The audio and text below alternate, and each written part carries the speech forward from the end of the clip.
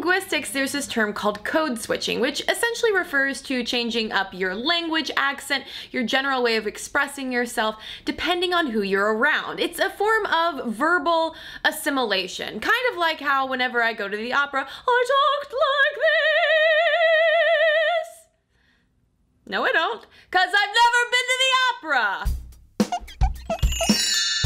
A lot of times when we hear about code switching, it's usually in relation to things like ethnic culture and sexual orientation. When it comes to ethnic culture and code switching, Key and Peele have a hilarious whole bit about Luther, President Obama's anger translator. Then when it comes to sexual orientation, code switching comes up in conversations about the so-called gay male lisp, which I've done an entire video about, and P.S. the gay male lisp is not a lisp, that is a myth. It's actually more of an accent, but interesting that we phrase it in terms of a speech impediment. Not surprisingly, because this kind of stuff is on my brain all the time, I think there's also a gendered element to code switching, even though we don't hear about it quite as often. At least based on my own personal experience as a straight white woman who talks to people.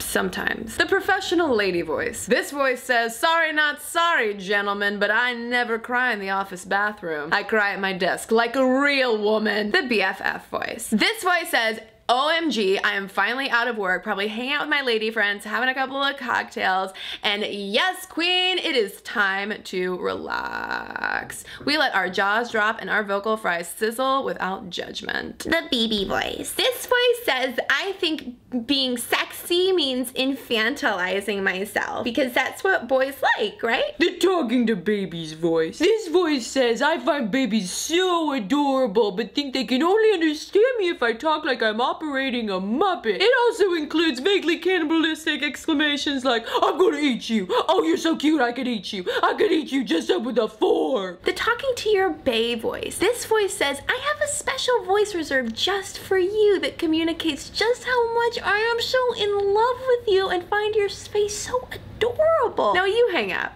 No, you hang up. Wait, Dad?" The sultry lady voice. This voice says, "Bae's come home and I want all of Bae's kisses." The "did I just get catcalled" voice. This voice says, "Seriously? Did I just get catcalled?" Over it. So over it. The "I'm saying something I really don't want to say" voice. This voice says, "I really don't want to be a bother and I don't want to be considered high maintenance or a difficult woman, so I'm gonna end all of my phrases in an up talk so that I sound submissive." Then there's the mom voice, which I don't have yet because the mom voice is something people magically acquire during childbirth. It's most commonly used to say things like, "Dinner's ready." Mom, don't kill me for saying that. But seriously, this voice of maternal authority totally exists, and it sounds sort of like, "What did I tell you about doing your homework?" The mom voice says both "I love you," but that can be challenging at times.